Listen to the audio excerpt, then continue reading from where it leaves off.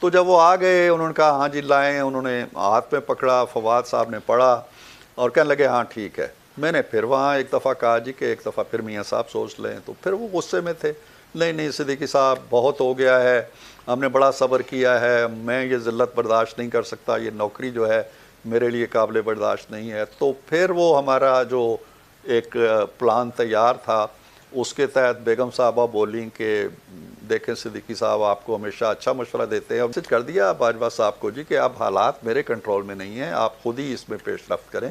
Next day وہ آ گئے اور ریجیکٹڈ کا ٹویٹ انہوں نے واپس لے لیا، ایک نیا نوٹیفیکیشن ہماری طرف سے جاری ہو گیا۔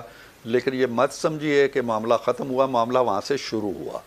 ریجیکٹڈ کا جو ٹویٹ واپس لینا تھا اس کو جو عناصر تھے باجوہ صاحب کے آس پاس انہوں نے سرنڈر سے تعبیر کیا۔ کیا جنرل رضوان نے جنرل راحیل شریف کے جو 3 سال کے لیے توسیع دینے کا مطالبہ کیا تھا؟ یہ بات خبر بھی آئی تھی کہ ان کا بھی اس میں کوئی مفاد تھا۔ میرے علم میں نہیں ہے، نہ مجھ سے کبھی وزیر اعظم نے یہ ذکر کیا۔ وزیر اعظم کے حوالے سے جو باتیں مجھ تک پہنچی ہیں میں نے بتا دی ہیں کہ خود راحیل شریف صاحب نے ان سے یہ ذاتی طور پہ بھی خواہش کا اظہار کیا اور قریب کے دوستوں نے بھی کیا، بلکہ میاں صاحب نے ایک بار بڑے تأسف سے افسوس کے ساتھ کہا تھا کہ کاش وہ خود کم از کم میرے سامنے اس خواہش کا اظہار نہ کرتے، کیونکہ انہیں انکار کر کے بھی میرا ایک مروت کا رشتہ ہوتا ہے، لیکن مجھے دکھ ہوا کہ انہوں نے خود کیوں مجھ سے یہ بات کہی ہے، وہ خود نہ کہتے تو اچھا ہوتا۔ اچھا سر، کیا مطلب یہ ایک بڑی عجیب و غریب بات ہے، ایک میٹنگ ہو رہی ہے سر وزیر اعظم ہاؤس میں، آرمی چیف ہیں، ISI چیف ہیں، وزیر اعظم ہے، وزیر داخلہ ہے، وزیر اعلیٰ پنجاب بھی ہے سر، اور پھر جو گفتگو ہوتی ہے اس میٹنگ میں اس کو لیک کر دیا جاتا ہے۔ سر کیا میاں صاحب نے اس وقت سوچا تھا کہ کوئی کارروائی ہونی چاہیے، یا میاں صاحب یہ واحد وقت تھا جب میاں صاحب پریشر میں آ گئے تھے اور پھر انہوں نے اپنا وزیر بھی فارغ کیا، پرویز رشید صاحب کو فارغ کیا اس چیز کے اوپر، اور وہ کس کے مشورے پہ فارغ کیا سر؟ مشورہ کسی کا نہیں تھا، وہی دباؤ تھا، دباؤ کی جو ٹیکٹکس تھیں وہ چل رہی تھیں، اور ڈان لیکس میں نے کہا تھا راحیل شریف صاحب کے دور میں ڈان لیکس کا نام دے کے خاصا ہنگامہ کھڑا کیا گیا تھا، اور خواہش اس وقت بھی یہی تھی کہ ڈان لیکس اور پاناما وغیرہ کا چیپٹر ہم لپیٹ دیں گے اگر ایکسٹینشن ہوتی ہے۔ ایکسٹینشن نہیں ہوئی تو یہ چلتا رہا، باجوہ صاحب کو یہ میراث میں ملا ڈان لیکس کا ایشو اور پاناما بھی۔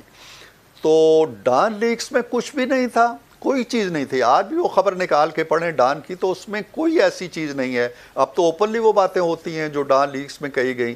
اب ڈان لیکس کے شرکاء میں سے کیوں ہم ذمہ داری ڈالیں؟ میرا پرویز رشید صاحب میرے بہت اچھے دوست ہیں اور مجھے ساری تفصیلات انہوں نے بتائی ہوئے ہیں، ان کا اس خبر سے رتی برابر بھی تعلق نہیں ہے، ان پہ الزام بھی نہیں ہے کہ انہوں نے خبر چھپوائی، ان کو سزا اس بات کی نہیں دی گئی۔ اگر آپ وہ پڑھیں رپورٹ تو یہ ہے جی کہ وزیر اطلاعات ہوتے ہوئے انہوں نے یہ خبر رکوانے کی کوشش کیوں نہیں کی، الزام ان پہ یہ ہے۔ اب آج آپ لوگ آزادی صحافت کی بات کرتے ہیں اور ہم اس الزام کی سزا پا رہے ہیں کہ ہم نے خبر کیوں چھپنے دی ہے، روکی کیوں نہیں۔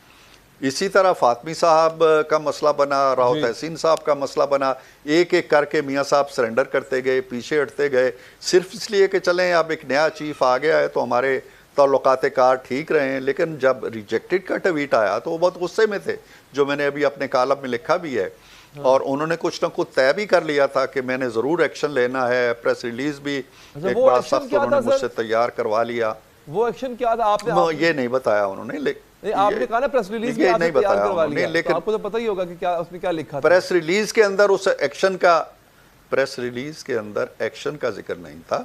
پریس ریلیز یہ تھا کہ وزیر اعظم نے سارے معاملے پہ غور کیا ہے، اپنے جو مشیر ہیں ان سے مشورہ کیا ہے، اور وزیر اعظم محسوس کرتا ہے کہ یہ ریجیکٹڈ کا ٹویٹ جو ہے یہ ادارے کی اور آئین کی توہین ہے، اور جن لوگوں نے یہ جاری کیا ہے انہوں نے اپنے حلف کی خلاف ورزی کی ہے۔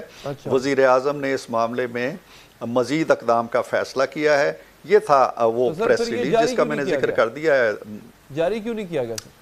اس کی تفصیل اب دیکھیں نا، اگر آپ نے میرا کالم کل کا پڑھا ہوتا تو یہ مجھے بیان نہ کرنا پڑتا، میں اس میں بڑی تفصیل سے بیان کر چکا ہوں۔ جاری اس لیے نہیں کیا، آپ کو دیکھ رہی ہے جو نہیں پڑھ سکے کالم آپ کا، وہ آپ کی زبانی سن لیں۔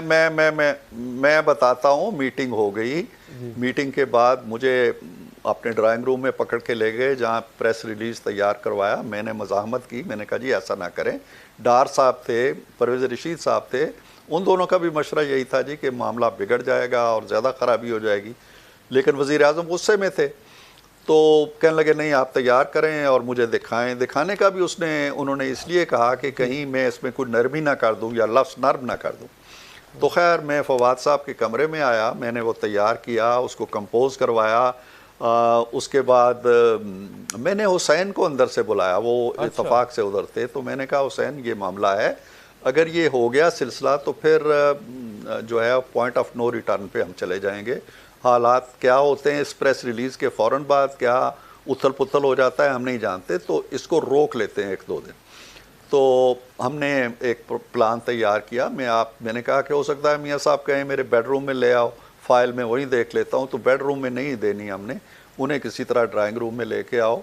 ڈرائنگ روم میں آ گئے. میں نے کہا کہ بیگم صاحبہ کو بھی میری طرف سے ریکویسٹ کرو کہ وہ آ جائیں. تو جب وہ آ گئے انہوں نے کہا ہاں جی لائیں. انہوں نے ہاتھ میں پکڑا, فواد صاحب نے پڑھا اور کہنے لگے ہاں ٹھیک ہے.